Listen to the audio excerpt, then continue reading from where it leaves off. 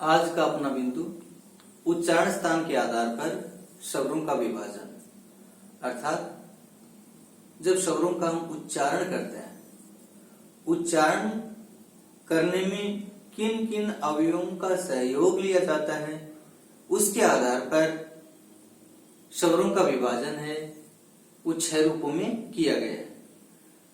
तो स्वरों के विभाजन की हम चर्चा करते हैं कि उनका उच्चारण स्थान क्या है और उनका वर्गीकरण किस रूप में किया गया है।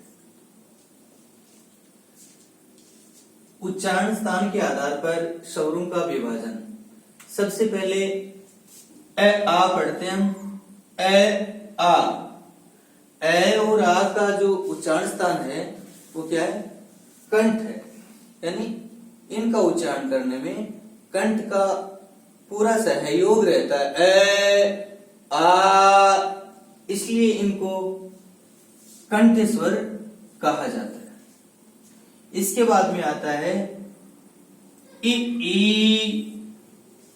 तथा ई का जब हम उच्चारण करते हैं तो जीवा तालु से स्पर्श करती है, इसलिए इन्हें क्या कहा जाता है? तालव्य स्वर कहा जाता है। ई तो जीवा तालु से स्पर्श करने के कारण ये दोनों स्वर तालव्य स्वर कहलाए। ए आ ई के बाद में उ तथा उ, इन दोनों स्वरों का जब हम उच्चारण करते हैं तो उच्चारण में ओष्ठ का यानी होठों का सहयोग रहता है। उ उ, इस प्रकार होठों के सहयोग के कारण इन स्वरों को ओष्ठ स्वर कहा जाता है। इसके बाद में आता है री को मूर्धन्य स्वर कहा जाता है। यानी री का उच्चारण करते हैं तो जीवा मूर्धा से स्पर्श करती है। कहने का मतलब री के उच्चारण करने में मूर्धा का पूरा सहयोग रहता है, इसलिए इसे क्या कहा जाता है? मूर्धन्य स्वर कहा जाता है। मूर्धा किसे कहते हैं? ये प्रश्न महत्वपूर्ण बनता है कि मूर्धा है वो किसे कहते हैं? तो ओष्ठ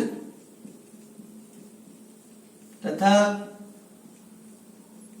तालु के बीच का जो भाग है ना उसे मूर्धा कहा जाता है, और उस भाग को दूसरे रूप में कठोर तालु भी कहते हैं। कठोर तालु। तो ये अच्छा प्रश्न बनता है कि मूर्धा किसे कहते हैं? ओष्ठ तथा तालु की जो बीच का भाग है वो मूर्धा कहलाता है, और उस मूर्धा को ही क्या कहा जाता है? कठोर तालु कहा जाता है। ये महत्वपूर्ण प्रश्न है।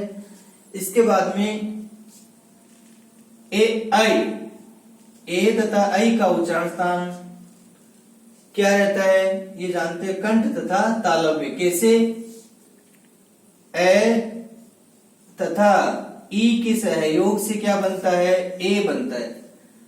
ए का उच्चारण स्थान हमने अभी पढ़ा है कंठ, ई का तालु, ए तथा ई के सहयोग से ए बनता है, इसलिए ए का उच्चारण स्थान क्या हो गया? कंठ तालु यानी कंठ तालव्य हो गए। इसी प्रकार इसके बाद में ओ और औ का उच्चारण स्थान जानते हैं। ए तथा उ के सहयोग से ओ बनता है। क्या बनता है? ओ बनता है। ए का उच्चारण स्थान हमने अभी पढ़ा है यानी कंठ हो गया। उ का उच्चारण स्थान है ओष्ठ हो गया। उ, इस प्रकार ए तथा उ के सहयोग से ओ बना, और इन दोनों का उच्चारण स्थान जो हुआ वो कंठ ओष्ठ हुआ। इस प्रकार ओ का उच्चारण स्थान क्या हो गया? कंठ ओष्ठ हो गया, यानी कंठ और ओष्ठ हो गया। अभ्यास प्रश्न के माध्यम से हम जानते हैं कि किस प्रकार प्रतियोगी परीक्षाओं में प्रश्न पूछे जाते हैं। सीधा प्रश्न, ए का उच्चारण स्थान तो अभी हमने जाना, ए तथा ई के सहयोग से क्या बना है? ए बना है। ए का उच्चारण स्थान कंठ हो गया और ई का तालु। तो ए का उच्चारण स्थान क्या हो गया? कंठ तालु हो गया, कंठ तालव्य कहलाया। आ का उच्चारण स्थान जानते हैं, ए धन, ए बराबर क्या बनता है? आ बनता है।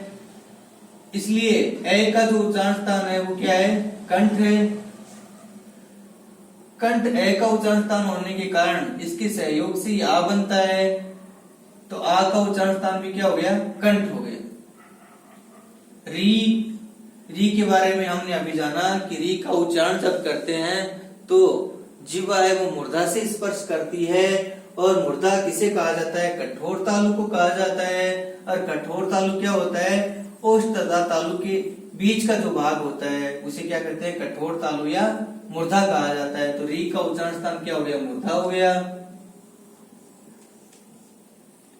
ओ का उच्चारण स्थान ए धन उ के सहयोग से ओ बनता है, तो ए का उच्चारण स्थान कंठ है, उ का ओष्ठ है।